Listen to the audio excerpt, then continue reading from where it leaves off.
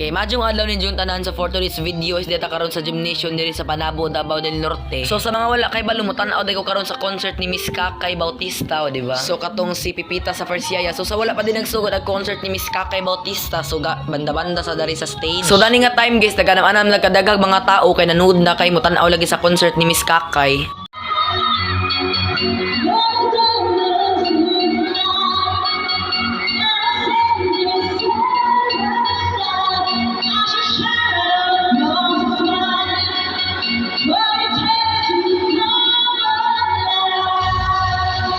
So sa pagkakita na ko ni Miss Kakay Bautista guys, grabe lahi ragad sa naong sa personal ug sa TV. Medyo mabuon siya pagkatao no, tanawa laman pero pution si Jan sa pagkaman lahi ragad mas gwapa gud sa naong sa personal kumpara sa first yaya. Unsa palatawa si Jakadzo guys sa bagsisi sa pagkatawa sa mga tawa lang pud niyo, di ba?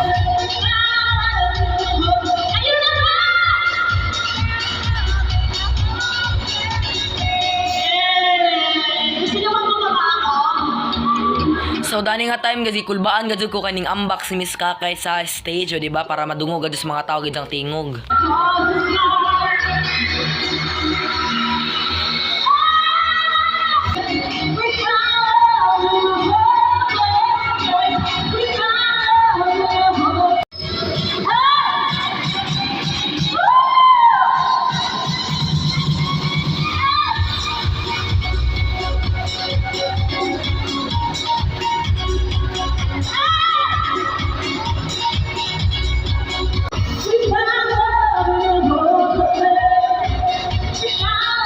So ning sa zugazug kog ani guys diri sa gymnasium kaya makapapicture gadyo kong Miss Kakay. Nag-enjoy gadyo ko pag-ayo sa iyang concert guys, kay grabe lingaw kayo ja palatawa ja napagadyo sayo-sayo ja kanta-kanta. Wadjud ko magdaong guys nga makita ming Miss Kakay Bautista kay kaning ahong lakaw dani kay wadjud ni ka plano-plano kay pinakalit ra gadyo ni si Za. Anja guys pagkahuman sa concert ing goal ko Miss Kakay ni hangad ko pa picture, di ba baga kadugnaong.